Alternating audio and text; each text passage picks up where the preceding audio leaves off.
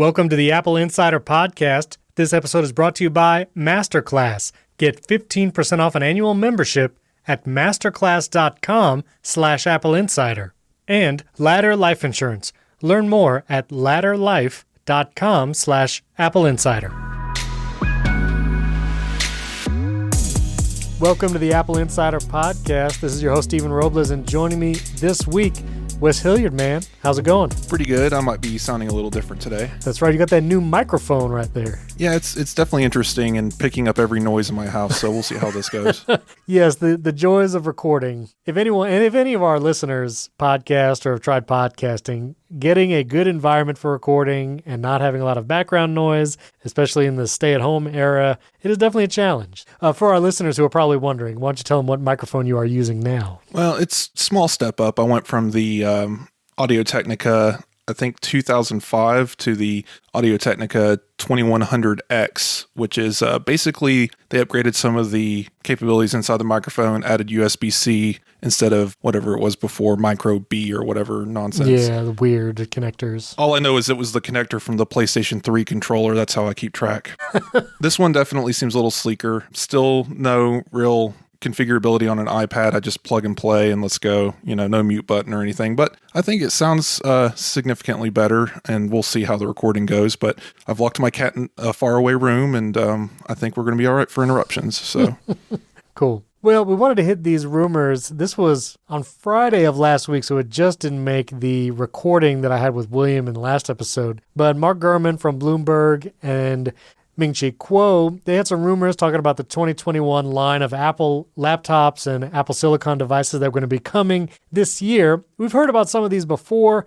Obviously, a 14-inch and a 16-inch Apple Silicon MacBook. We've heard those rumors before. New display technology. Again, that's familiar. One of the things that I thought was interesting in the rumors was that MagSafe might return to the laptop line. So as you know, it's been USB-C since 2016, and now we have MagSafe on the iPhone.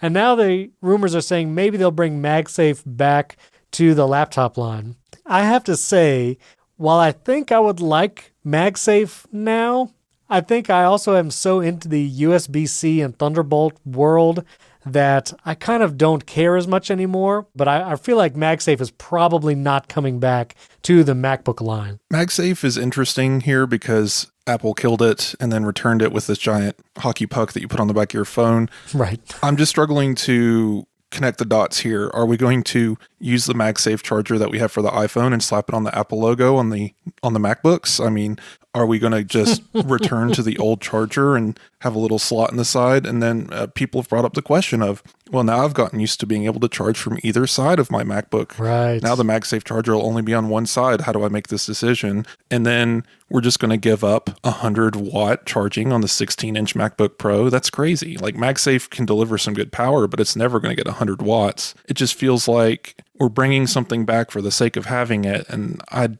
don't know. The battery life on these Macs are so long now. The necessity of having to have a continuous cable plugged into your Mac is just less and less these days. So what's the point of even having a cable like that on a MacBook? Yeah, that's a good point. And I feel like I just don't think it's going to come. I mean, it's not going to be a puck-style charger. It would have to be some kind of small port on the side. There could be, I've seen little accessories in the past where third-party manufacturers kind of make this USB-C magnet connector where you can actually leave the connector in one of the USB-C ports on your MacBook, and then you use like this cable that they give you, and it kind of gives you the MagSafe charging through this like third-party connector. I've never done it because I kind of don't want to mess with the power delivery on my laptops and, using some third-party accessory with a magnet that, it's not really Apple certified. So I've never done it, but I've seen those kind of, little janky things to use. And I've not had a desire for it. The USB-C, I'm having to plug USB-C stuff into my MacBook anyway. And it's like, well, I'm good charging with it now. And I just use a bunch of USB-C cables to charge my iPad and my MacBook. So there it is. That's just me. It's just very inefficient charging. The surface area on a magnet like that is going to be very small. I mean, we're able to get 15 watts across to the iPhone. I don't know the specs of the old MagSafe chargers. I'm sure they were just enough to get battery into the Macs. I mean, you could work from the Mac and have it plugged into your MagSafe charger. I've never heard of any issues, but It's just nowadays the batteries are bigger, they can charge much faster, and we have all the stuff that you mentioned, like Thunderbolt 100 watt charging and such, and it just feels like MagSafe would be a step backwards. Yeah. I mean, unless Apple's doing the thing that we know that could be coming, like with the iPhone 13 with no ports and getting data across MagSafe as well, unless they got some magic trick there where they're like, oh, it's Thunderbolt speeds and, massive charging speeds and data transfer all across this magnetic connection. Unless we see something like that, I very seriously doubt we'll see just a dumb charging port with a magnet in it. Yeah. One of the other rumors is that Apple's going to be making a smaller size Mac Pro. We saw this rumor before, and this is saying it'll be coming in 2021. And so this is basically a smaller version of the Mac Pro, like less than half size of the Intel Mac Pro that we have now, but powered with Apple's silicon. And, the immediate question would be, why? Like, why would Apple make a smaller version of the Mac Pro just to put the Apple silicon in it? And I can think of a couple. Obviously, the Intel chips and all the compatibility with like graphics cards and stuff, those Mac Pro users probably still want that compatibility and maybe even still want like those Intel powered chips for now, especially if their software is dependent on it. So I could see maybe starting out with a smaller Mac Pro, but also it would be a good device in between the Mac Mini and the Mac Pro for someone who wants a desktop machine where you can have a separate display and separate mouse and keyboard, but you don't have to go all the way up to the Mac Pro, and you get something a little more powerful than the Mac Mini. In my new desk setup, I've been enjoying the docking in the bridge vertical dock and using my MacBook Pro as like a desktop machine at the desk and then laptop elsewhere. But I could definitely see someone wanting an Apple Silicon Mac that's more powerful than a Mac Mini, but they don't have need for the bigger Mac Pro, maybe something in that $2,500 to $3,000 range for a Apple Silicon smaller Mac Pro. I would wonder if it's still going to be expandable. We don't have any external GPUs on the M1 MacBooks right now, and we don't know how it's going to play with other GPUs or what the discrete GPU situation is going to be in future Apple Silicon chips. So I'd be curious about that, if there would actually be expandable RAM, which that doesn't seem likely because the RAM is built into the M1 chips now also. So a lot of questions there, but definitely curious, and I think there would be a spot for that in the lineup. The interesting thing here is we have to think about Apple Silicon. I mean, the Mac Mini has the M1 processor in it. It's nowhere near thermal limits right now. Whatever they're going to put in this smaller Mac Pro could probably still run just fine in a Mac Mini chassis. So I'm assuming that we're looking at a modular system because I think the entire thing behind Mac Pro was modular, right? Expandability. And we're not going to get modular in the sense of the Intel Mac Pro just because this is Apple's chipset. So we'll see more proprietary things like the Afterburner card made just for the M series processor that it's going to run, maybe expandable storage and stuff that you can plug and play. Apple might be able to partner with some third parties to make some exclusive type connections, but I don't think this is going to be a Mac Pro like the one we have, and this might be the future of the Mac Pro. I mean, can you really say that we're going to need that gigantic desk-sized PC in the future with the way that everything's just getting smaller and smaller? Even for professionals, if Apple's able to put their silicon in that larger package and provide the right expandability options, would we need that giant case? And it's just kind of questions about where we're going to be 2 years from now. It's very interesting to watch. Yeah, for sure. And it's also, it won't need the thermals that the larger Mac Pro has, which takes up a lot of room in the Mac Pro. And it's really the graphics card question of how Apple Silicon is going to deal with graphics cards, because those really large open slots on the newer Mac Pro is for those large graphic cards, like the Afterburner and, like other Radeon cards that you could stick in there. So yeah, curious what it would look like to have a smaller modular Mac Pro for sure. And one of the other rumors was that the touch bar might be going away on MacBook Pros. And, I've seen lots of different people on Twitter voicing their opinions on the touch bar. It's very divisive. I feel like of all the Apple things that they've implemented, the touch bar is very divisive. People have strong feelings. Some people have no feelings about it. For me, I would not be sad to see it go. I keep it in that control strip mode. And I've had more times recently than not, even on my new M1 MacBook Pro, where that touch bar just kind of like freezes and I have to wait a few seconds for it to turn on so I can adjust the brightness of my display. So I would not be sad to see it go. I'm not sure how legit it would be that they're going to have it go away so soon after just releasing the M1 MacBook with a touch bar, but I don't know. I wouldn't mind it. It's a very strange product. I've had a couple of MacBooks with the touch bar in it. I never, felt offended about it. I'm not a programmer. I didn't need the escape key, and then it came back and was like, okay, great, there it is. But the other function keys, it was neat having little system functions in a digital form. I was hoping that we'd see more upgrades like haptics and such. It never really happened. It's very neglected. And when Apple neglects something like this, either they completely trash it and give up, or they come out and revamp it and say, we all know that you love the touch bar, but here it is, even better. And, no one loves the touch bar. They're at least very passé about it. And if it disappears, I'm not going to be mad. I've always liked it as a function of uniqueness. Like, you can look at a Mac, see that touch bar.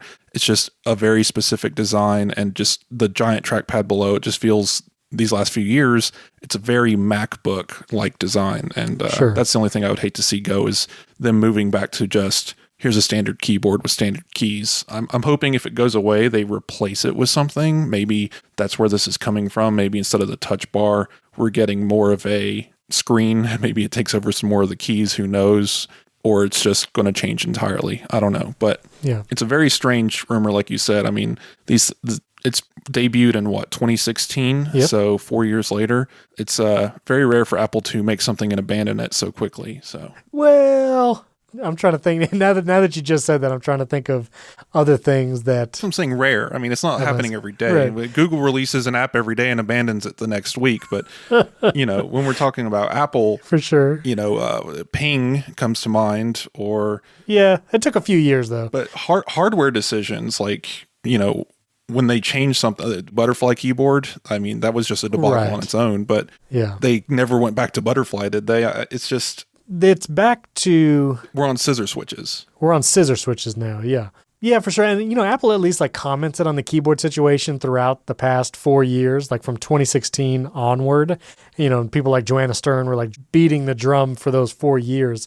But the touch bar, there's never been Apple's comments on like, hey, we know it freezes sometimes, or we know people don't they never have not said anything about the touch bar. They've also never said anything like, people love the touch bar. That's not been in any press releases or. I don't remember the last time they said the word touch bar on stage, just saying. That is true. Yeah, because even with the M1 MacBook Pro announcement, that wasn't ever talked about. Also, a refreshed iMac coming this year. I mean, that seems like an obvious new update.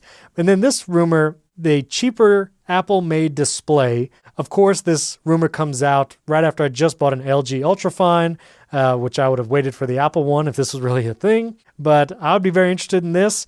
Would be curious what it would look like and how much it would cost. Obviously, there's a pretty high bar for it to cut under. The Pro Display XDR is like $5,000-$6,000, depending on whether you get a stand for it or not. So would definitely be curious to see a cheaper Apple display, 4K, 5K, what sizes. And I'm sure many people would be in the market for one of those. Would you be interested in something like that to use with your iPad setup? Definitely. It's just too complicated these days to find something. I mean, I've wrote a choose your best monitor kind of piece, and was just doing the research, and it's kind of crazy. There's not really that many Thunderbolt options that are within the realm of affordability. I mean, Apple's display isn't going to be that affordable. We're talking probably $1,200 to $1,500 easily. But Sure. At least when I spend that much money on an Apple product, I know what I'm getting. If I go out here and buy the $1,200 LG Ultrafine and it, turns off when my router's nearby, then there's an issue. Also, just to mention, side mention, I thought of another technology. 3D Touch got removed very quickly after being introduced. But anyway. Well, now, very quick. I mean, 3D Touch was 6S, and it lasted 6S, 7, 8, 10. 10S, I believe. 10S. Yeah, so it lasted 4 or 5 years. So it's about the same life cycle as a touch bar, if the touch bar goes away. That is very true. That is very true. So we will have to see. Listeners, let us know. What do you think the over-under is on the touch bar? Of all these rumors, that is the most contentious, I think. People want to know what's going to happen. But a display would be... I want to see a display line, and I know it's never going to happen. Apple likes making one thing at a time, but just give us a couple of options. Give us something. Maybe, partner with LG again and just give us something. I would love to see Apple go all in on their iPad quote-unquote Pro and say, hey, here's a Pro iPad display we made specifically for the iPad. Make it touchable even, because the iPad has a touchable interface. I don't know. Oh, That's a good idea. Yeah. Apple, you could take that and run with it. I'm sure Wes would like that. That is a very interesting idea, actually, especially with like Apple Pencil style integration. This might be going too far, but I'm just saying, like, to have a larger screen where you could use it. I'm thinking of my podcast editing through Ferrite. That would be very interesting. There's a lot of low-hanging fruit here that Apple definitely is just ignoring completely. I just want to see something, anything. If they partner with LG, just make it look more like an Apple product and less like an LG product. That's my design. That's all. Aluminum. Just use aluminum. There you go. This episode is sponsored by Masterclass. Guys, you've heard me talk about Masterclass before. It's an online learning platform where you can learn from the best and brightest in any industry at your convenience and on any device you choose. You can learn about cooking from Gordon Ramsay. You can learn about astronomy and space from Neil deGrasse Tyson or Chris Hadfield. You can even learn voice acting from Nancy Cartwright, art and creativity from Jeff Koons, and the science of better sleep from Matthew Walker. Let me tell you, I've done several of these classes, and I love the ability to learn something new in this format. Each lesson is just about 10 to 15 minutes long, and it's a beautifully produced video, and you can watch it anywhere and on any device. You can do it on your iPhone, iPad, your Apple TV, or just on the web. And because each lesson is short and digestible, you can do it on a lunch break, and Masterclass even gives you additional resources where you can continue to learn after the video. One of my favorite features is if you do it on your iPhone and you're watching the video, if you jump in the car or you want to switch to audio only, you just switch a little tab and all of a sudden you're listening to that masterclass. One of the courses I still love is the Hans Zimmer, where you can learn about music composition for movies. He talks about his process. You get to see his studio in the video. He talks about some of the movies that he's written for. I highly recommend that and the Chris Voss class, because if you're a freelancer or you work with clients, Chris Voss was a lead FBI hostage negotiator, and he takes those skills and teaches them to you so you could use them in the workplace and with clients, and it is just an incredible course. I highly recommend. Get unlimited access to every masterclass, and believe me, you're going to want to do multiple classes, so this is a great deal. And as an Apple Insider listener, you get 15% off an annual membership. So go to masterclass.com/AppleInsider. That's masterclass.com/AppleInsider for 15% off Masterclass. Our thanks to Masterclass for sponsoring this episode.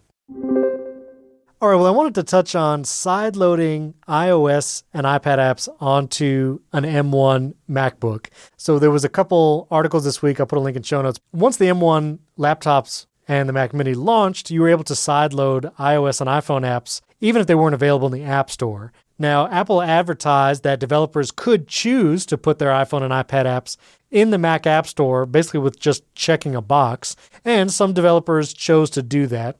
But developers who chose not to put their iOS apps in the Mac App Store automatically, there is this way of sideloading. And I'll explain the process in a moment because I finally tried it.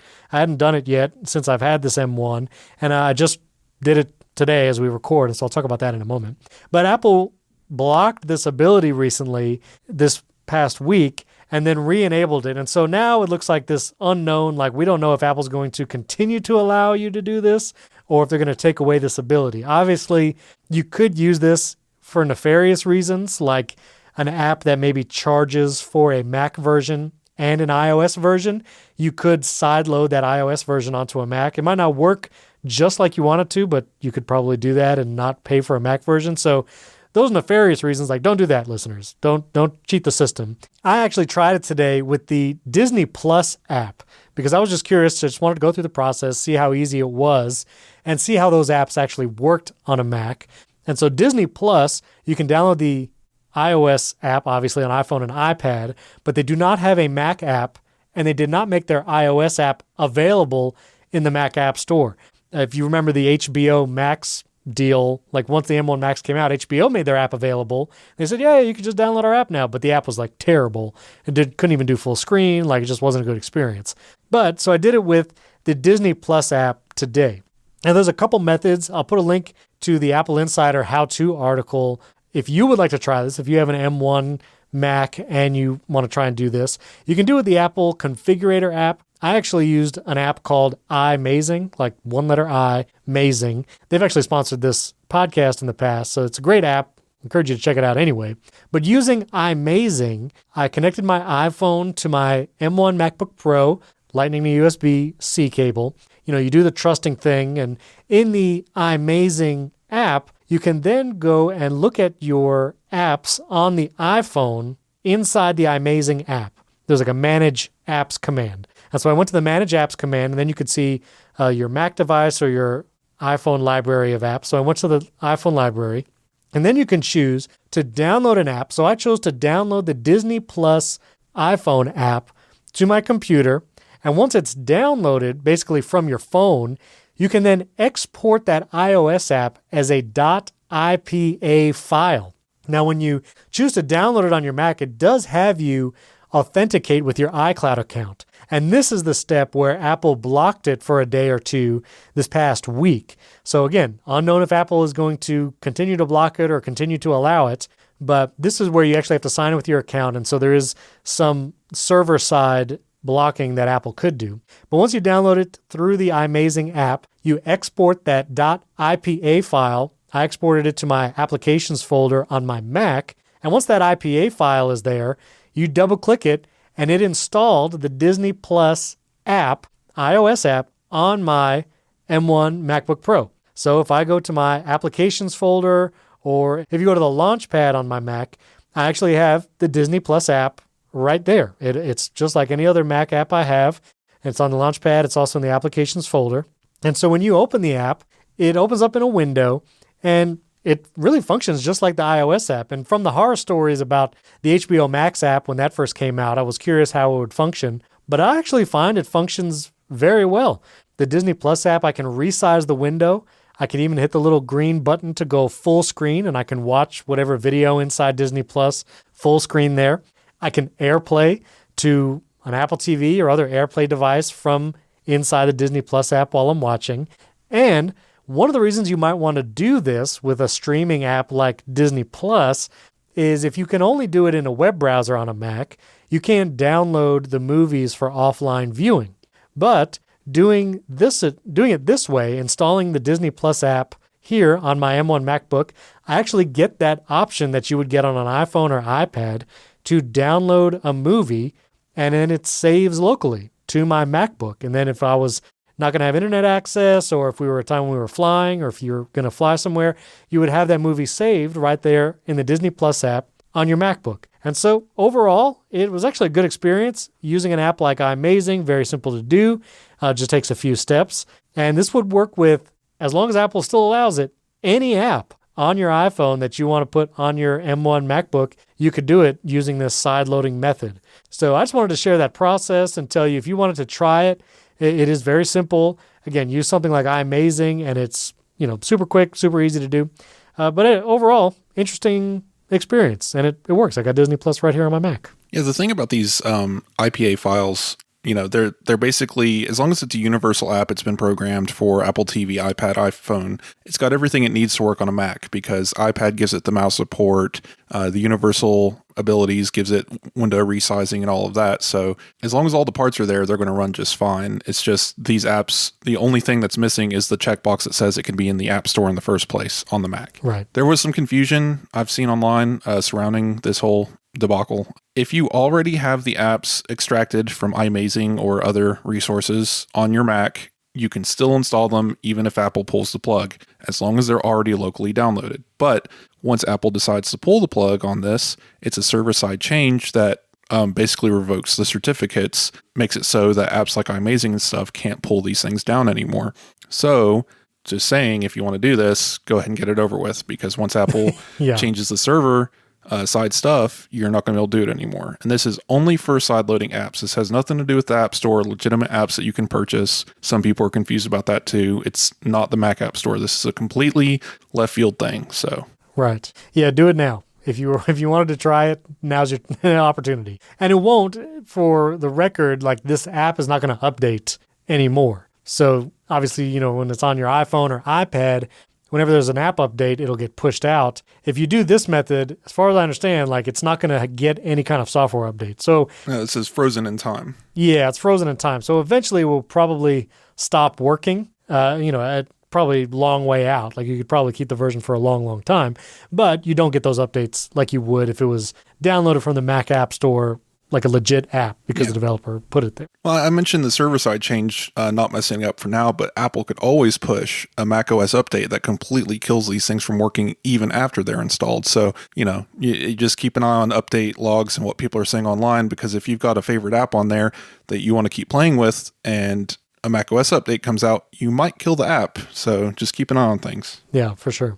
Well, I want to talk about AirPods Max because, Wes, you're my fellow AirPods Max user and friend, and there's been a lot of tweets and articles going around about condensation and then battery drain issues, and then there was the recent teardown from iFixit where they called it devastatingly over-engineered, which is a hilarious turn of phrase. I don't know why they described it as that. Maybe, I don't know, like it's really well engineered, I guess. It's like a double negative. Yeah, like it's supposed to sound negative, but is a high compliment, I guess. So anyway, the first thing I want to talk about is this condensation thing. And I've seen pictures on Twitter over and over again. People spraying their headphones with water hoses and running them under sinks. I don't know what they're doing. People are saying that even after using it for just like an hour or 2 hours, they take off the magnetic foam ear cup, like not anything funny, like the thing that you can just do, just removing the ear cup that attaches magnetically. And there's like water inside. And this is not just like a drop of water. This is like multiple drops of water inside the ear cup. And there's several people saying that they're experiencing this. And I've checked multiple times. I wore them for like 3 hours yesterday, and I didn't like try to sweat particularly, but I was just sitting there. I was watching stuff and working, listening to music. I took the headphones off, took off the ear cup. I saw no condensation. And I don't know. I can't imagine this is like a model-to-model manufacturing difference about some would collect condensation and not others. I also don't know if it's like a perspiration thing between people. I don't know. What do you think about this condensation stuff? You're the guy to test this, all right? You're in Florida, so yeah, my humidity. You open the door and the flood waters just come in, right? So you could probably walk outside, and if your headphones aren't full of water, then you're probably fine. But I've not seen any issues. I'm in Tennessee in the mountains. The humidity is hit and miss. It's been winter, but we've had our 70-degree days just like everyone. I've not seen any water, just those photos. Some of them are crazy. And it reminds me, and I'm not saying anyone's lying about anything, but it just reminds me a little bit of the Xbox Series X images going around of people saying, look, you can put a ping pong ball above the fan and it floats in midair. And it was a bunch of nonsense. People were tying strings around the ping pong ball, but people believed it. And it's just like, this is just another one of those things. All we have is images, and anyone I've spoken to with AirPods Max, not seeing this issue. And I'm not saying it's not an issue. It's just, it's such a strange thing. Like they're wearing this in a sauna. I'm not sure how water is getting in that kind of heavy amounts. I don't know. I'll put a link in show notes to this Forbes article, but some of these pictures, like the entire inside, there's like water droplets around the entire ring of the inside of the AirPods Max. Like this is not a couple drops. Like and like there's a couple parts where it's like pooling. Like the water is pooling together.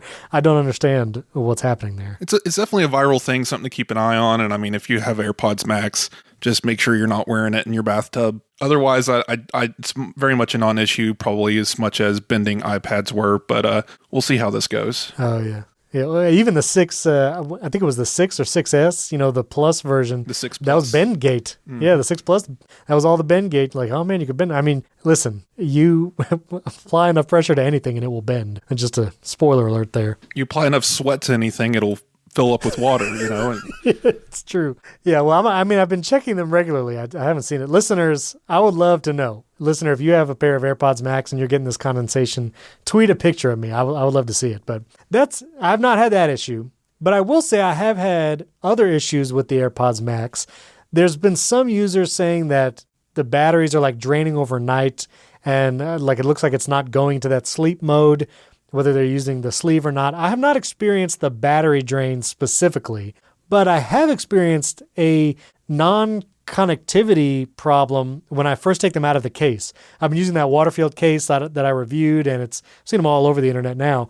But when I take them out, Sometimes they connect right to whatever device I'm using, whether it's an iPad or my Mac, and they just show up. Sometimes they don't show up right away, and I have to either click the digital crown or the other button to kind of like wake them up. And then sometimes, even if I wait several minutes, they don't connect. Like they don't show up even in the Bluetooth menu of my Mac, or if I go to the Bluetooth settings on my iPad and tap the AirPods Max, it doesn't connect. So I'm not sure what that is. A lot of times what I have to do is actually plug in a lightning cable to like charge it for a second. And then I'll see it has 60, 70% battery. So it's not a dead battery issue, but for some reason it's not like waking up or something without me kind of like giving it a little juice or even just connecting the headphone to lightning cable that I'm using right now. So it's not all the time, but I do see that intermittently not connecting. Have you seen anything like that? I really haven't. I've had issues with my AirPods Pro, and everyone's pointing the finger at the auto switching feature, and I think that's definitely the culprit.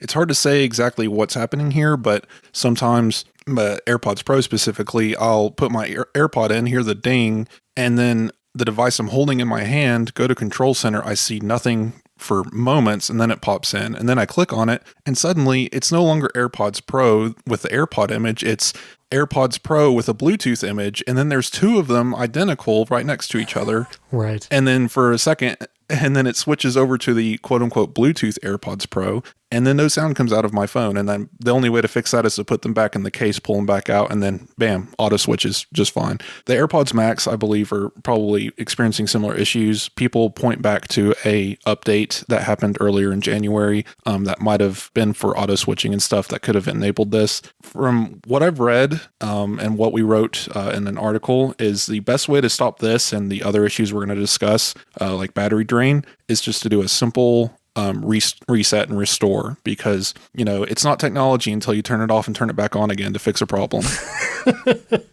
It's so true and so annoying that fixes so many things. But yeah, and the article, I'll put a link to the article in show notes too, but you basically hold the digital crown and the transparency noise canceling button, hold it down until they factory reset, basically. And what is it? Is it a light? Yeah, so when you hold it down for a couple of seconds, the orange light will appear indicating that the power has recycled. Basically, it's restarted. If you keep holding them down, it'll show white and it will indicate a factory reset. All that really means is that you've erased your iCloud information from the phone or from the AirPods Max. That's it. And then you just repair it like you did the first time you purchased it. It's not going to restore it to like a previous update or anything like that. So it's a very, very simple process. Apparently this fixes it. I haven't been running into these issues on the Mac, so I haven't been able to see if this fixes my issue. Maybe you can, Steven, see if your problems go away. But as usual, turning it off and on again just fixes the problem. Yeah, I will try that. This episode is brought to you by Ladder Life Insurance. For a long time, I didn't understand life insurance or why I would need it. But now that I have 3 kids, a wife, and a family, and me being the sole breadwinner of the family, I realize that it's so important to have good life insurance in case anything happens so that you know your family and kids can be taken care of. Knowing that my family still has a mortgage and my kids one day will hopefully go to college, I want to make sure that even if I'm not around, that their needs are going to be met, and so they don't have a huge financial burden if something happens to me. That's why it makes so much sense to get good life insurance, especially term coverage, which is surprisingly affordable. Why not pay a bit each month to protect the ones you love? If you're asking yourself this question, then choose Ladder. Ladder makes it impressively fast and easy to get covered. In just a few minutes, you can do it on a phone or your laptop. Ladder's smart algorithms work in real time, and you can find out if you're instantly approved. There's no hidden fees, and you can cancel at any time. And since life insurance costs more as you age, now's the time to cross it off your list. So I highly recommend you check out Ladder today. That's Ladder to see if you are instantly approved.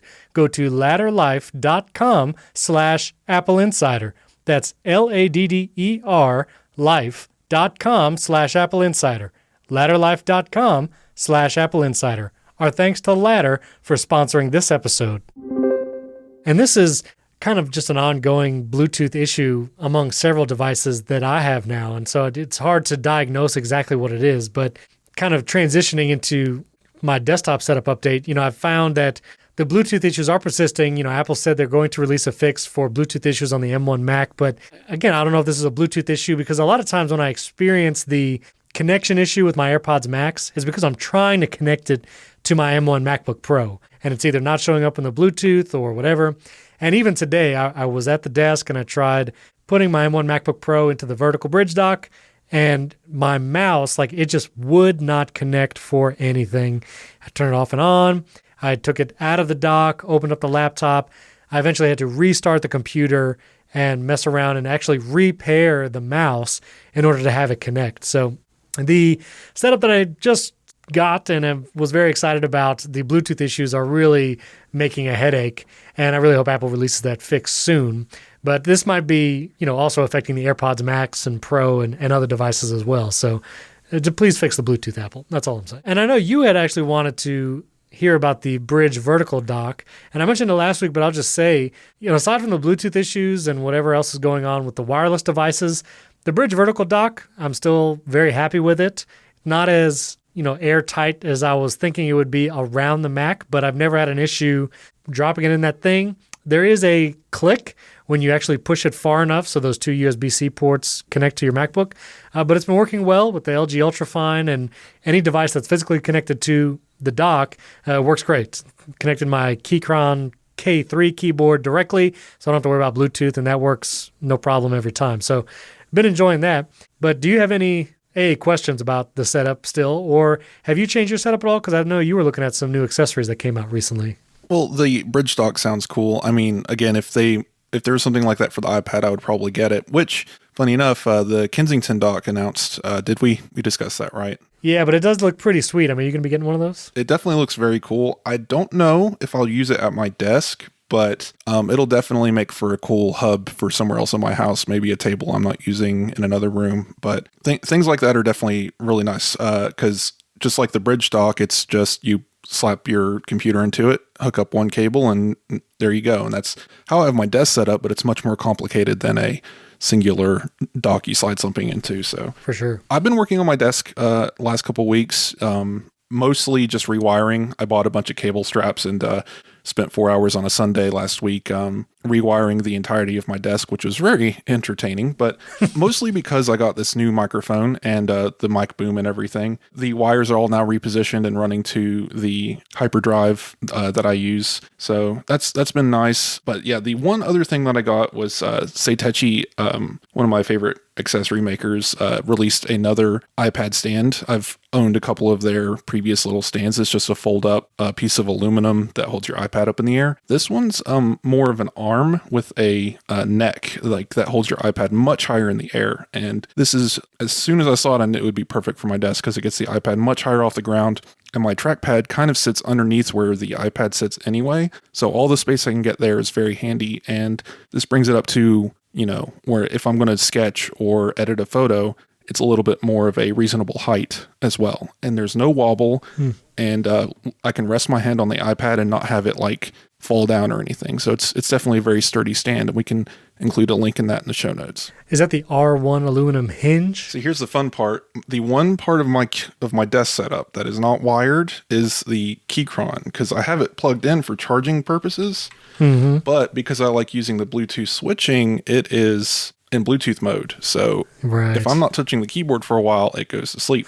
And there's always that moment where you hit a key and it's like, oh wait, I have to wait a moment and let it wake up. Yeah, that's why I like having the Keychrons connected directly. But yeah, if you're using the Bluetooth switching, which is awesome when it, if you have multiple devices like that, it's convenient. So the old one is the R1 aluminum hinge. The new one is the aluminum desktop stand. Okay. It's a different thing entirely. They kind of snuck this into the press release when they released the new keyboards. X1 keyboards they released during CES. This was just at the bottom of a press release, but yeah, I saw it and jumped on it right away. Very, very sleek, very nice. And I tweeted about it when I got it, and you can see some pictures of it on my desk if you go on my Twitter. Cool. Well, also talking about kind of setup updates, this is a extremely trivial thing, but there's sometimes where I'm a sucker for marketing.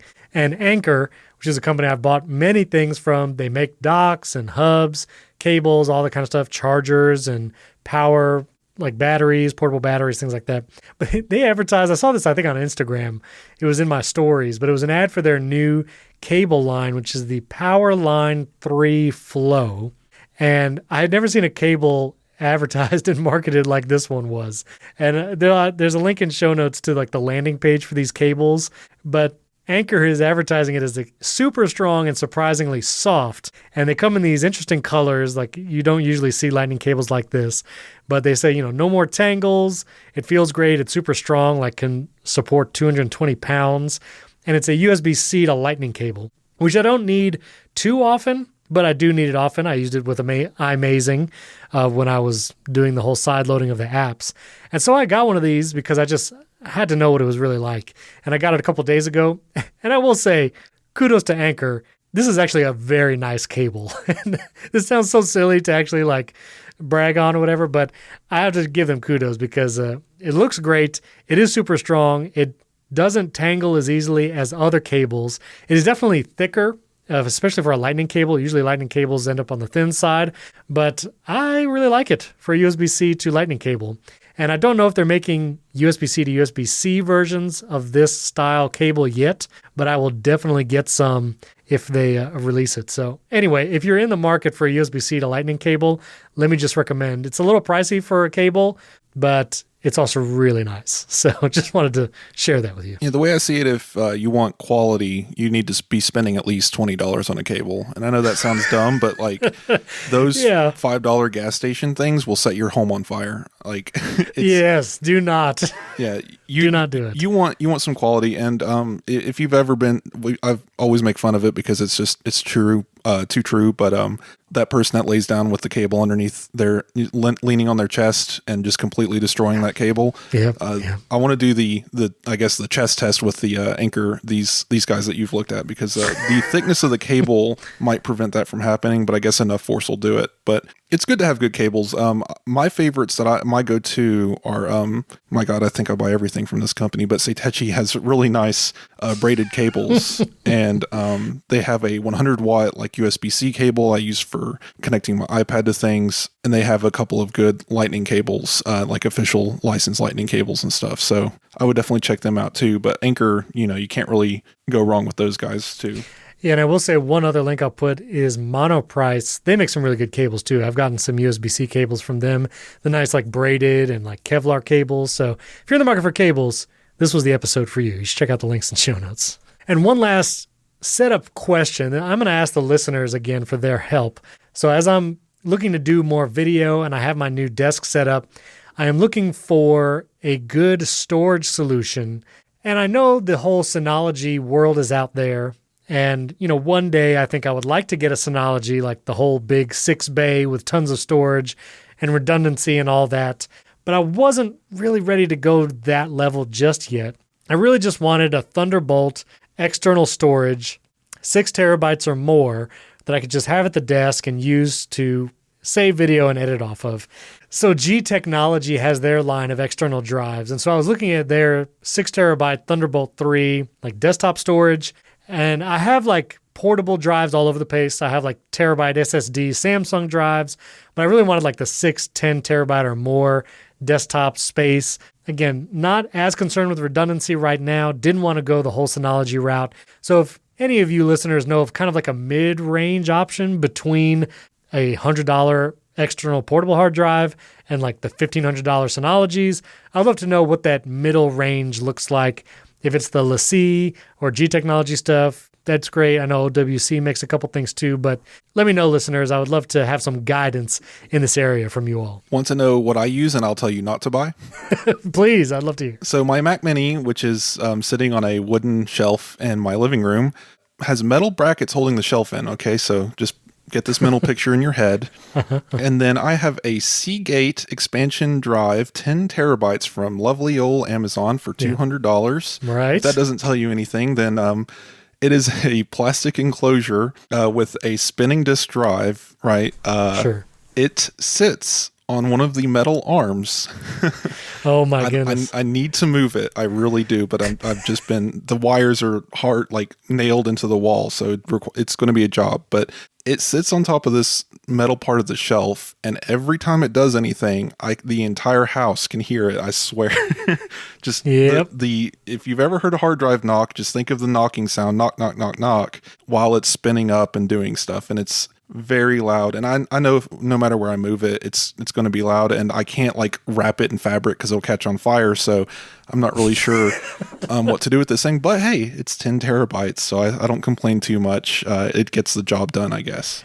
Yeah, and I've had like a ton of those like Western Digital and Seagate's plastic My Book or, Seagate drives or whatever, and not interested in those. I don't want a USB-A external, to plastic. I don't want any of that. So none of those recommendations, please. But something like Thunderbolt 3, maybe USB-C 3.1, 3.2, something like that. But anyway, I'll leave it open. Listeners, let me know what you use.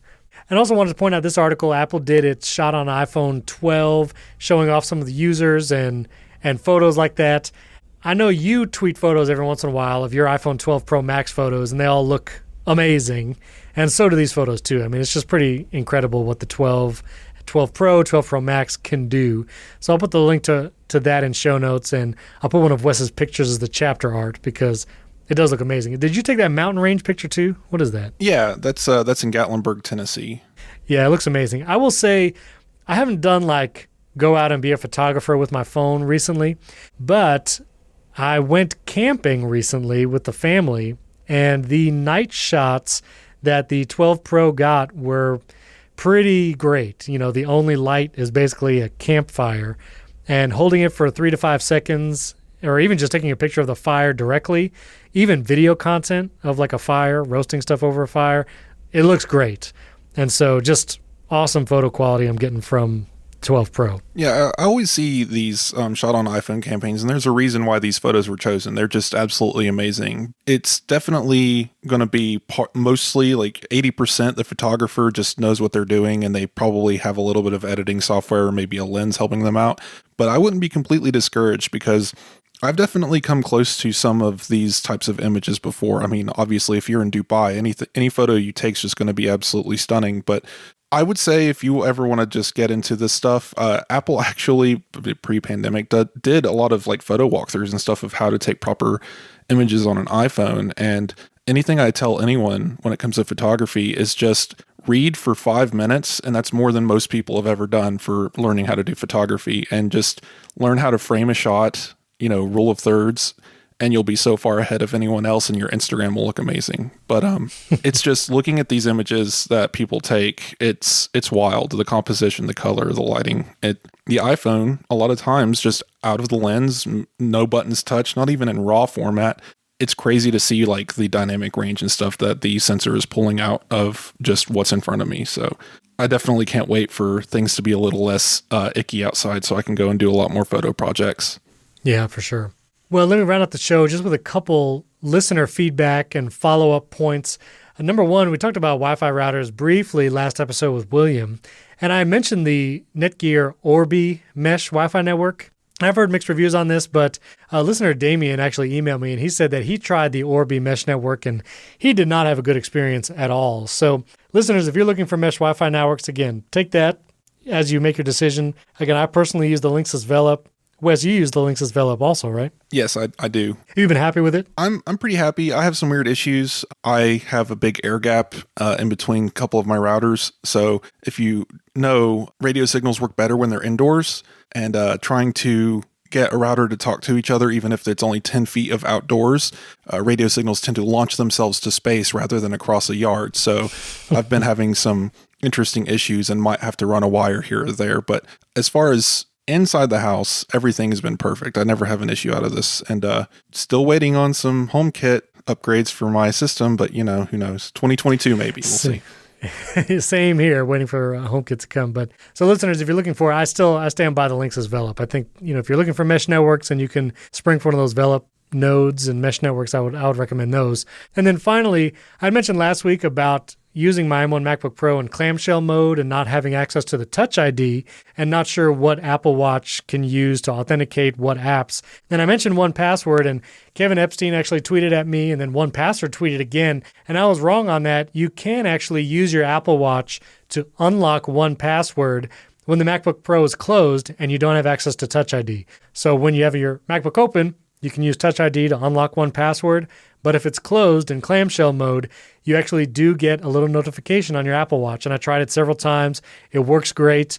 You flip open the Apple Watch, double-click that side button like you would for Apple Pay, and it unlocks 1Password just like Touch ID. So kudos to 1Password. Again, I use it so much for everything, but you can use your Apple Watch to authenticate things like that in third-party apps instead of Touch ID when your MacBook is closed. So that's pretty cool. Random question. Speaking of authentication, pre-Touch ID days on the Mac, did you ever use those third-party apps like Mac ID to set up like knocking systems and stuff to unlock your Mac? Do you know what I'm talking about? Maybe, but no. I never tried third-party stuff like that. Vaguely remember having, I think it was Mac ID or something, where you could use your phone to unlock your Mac. This is, I think, Apple Watch was out barely, and it would ping your phone or ping your Apple Watch, and then you could like authenticate from there. And this is before Apple had that whole system set up. So it's just kind of funny that you mentioned that. It happened to make me think. But there was one where you could set up a pattern of knocks on your phone to unlock your Mac. It was weird, but anyway. That's hilarious. Yeah, I didn't do that. Apple Watch works great, so that's cool. Well, anyway, listeners, tweet at Wes and myself all the stuff that we talked about in today's episode, your video storage and desktop storage solutions, any setup stuff that you have, if you tried that sideloading, if you have condensation in your AirPods Max. We would love to see all of it. Our Twitter handles are in show notes. You can also email me. That link is in show notes as well. If you haven't done it yet, we would greatly appreciate a 5-star rating and review. That'll help us out in the technology listings. Don't forget to check out HomeKit Insider. That gets released every Monday. This Monday, we actually did a special like Shortcut Automation 101, setting up triggers for your shortcuts, so you should check that out. And also Apple Insider Daily. You can get all the Apple headlines in just a few minutes on the Apple Insider Daily podcast. Thanks for tuning in. We'll catch you next time.